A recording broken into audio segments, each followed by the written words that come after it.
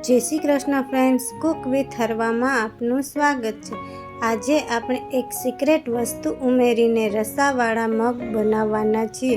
દર બુધવારે બધાના ઘરે મગ બને જ છે, પણ એકવાર મારી રીતે બનાવજો જરૂરથી। અને જો મારી ચેનલ પર નવા હો તો મારી ચેનલને લાઈક, શેર અને સબસ્ક્રાઈબ જરૂરથી કરજો। ચાલો હવે આપણે મગ બનાવીશું। મેં આમાં અડધો બાઉલ મગ સાફ કરીને લીધેલા છે। હંમેશા મગ મોટા જ લેવાના છે। હવે તેને બાફીશું। એક કુકર લેશું, તેમાં અડધો બાઉલ મગ એડ કરીશું। તેની સામે મેં 2 ગ્લાસ પાણી એડ કરેલું છે મોટા। મગ પલાળીને પણ બનાવી શકાય છે, પણ ગમે ત્યારે બનાવવો હોય ત્યારે સીધા પણ બાફી શકાય છે। સ્વાદ અનુસાર મીઠું એડ કરીશું અને 1/4 ટેબલસ્પૂન હળદર એડ કરીશું। બધું બરાબર મિક્સ કરી દઈશું। અત્યારે હળદર એડ કરવાથી મગનો કલર એકદમ સરસ આવે છે। ઢાંકણ ઢાંકી અને 5 થી 6 વિસલ વગાડી લેશું। સાઈડમાં આપણે એક ગ્રેવી બનાવી લેશું। મોટી એક ડુંગળી એડ કરીશું અને એક મોટું ટમેટું એડ કરીશું। 2 થી 3 ટેબલસ્પૂન પાણી એડ કરી અને આપણે એકદમ સરસ પેસ્ટ બનાવી લેશું। આપણી ગ્રેવી બનીને તૈયાર છે। હવે આપણે જોઈ લઈએ કે મગ બફાઈ ગયેલા છે કે નહીં।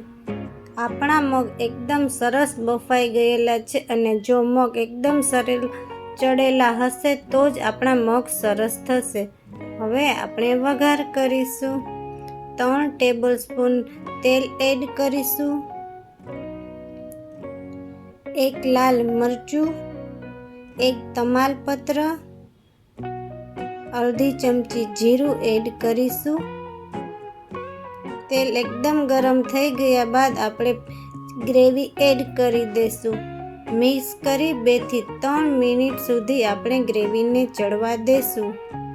ઉનાળામાં શાકની બહુ માથાકૂટ હોય છે, પણ આ રીતના અલગ અલગ કઠણ કરશો તો પણ તમે શાકની પણ જરૂર નહીં પડે। આપણી ગ્રેવી એકદમ સરસ ચડી ગયેલી છે, અને હવે આપણે મસાલા કરીશું। અડધી ચમચી ગરમ મસાલો, અડધી ચમચી ધાણા જીરું, અડધી ચમચી લાલ મરચું પાવડર, 1 ટેબલસ્પૂન લસણની પેસ્ટ અને 1 લીલું મરચું એડ કરી બધું બરાબર મિક્સ કરી દઈશું। 1 થી 2 મિનિટ સુધી ચડવા દેશું, એટલે બધા મસાલા સરસ ચડી જશે। સીધા ટમેટા ડુંગળી એડ કરવા કરતાં તમે એકવાર ગ્રેવીવાળા મગ કરશો તો બધાને બહુ ભાવશે। અને આપણી ગ્રેવી એકદમ સરસ ચડી ગયેલી છે, અને તેલ પણ સરસ છૂટી ગયેલું છે। હવે આપણે જે બાફેલા મગ છે તે બધા એડ કરી દઈશું।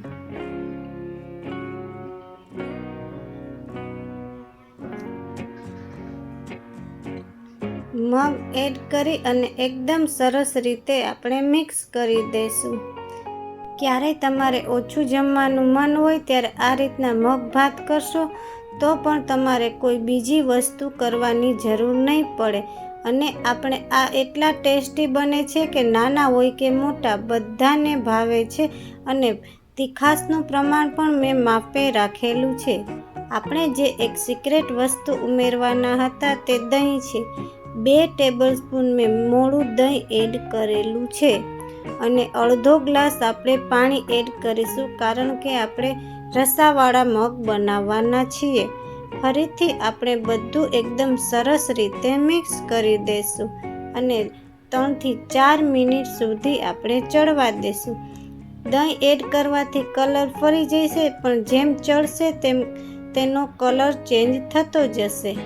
સ્વાદ અનુસાર ગોળ એડ કરીશું અને કોથમરી એડ કરીશું, અને એકદમ સરસ રીતે ફરીથી મિક્સ કરી દઈશું।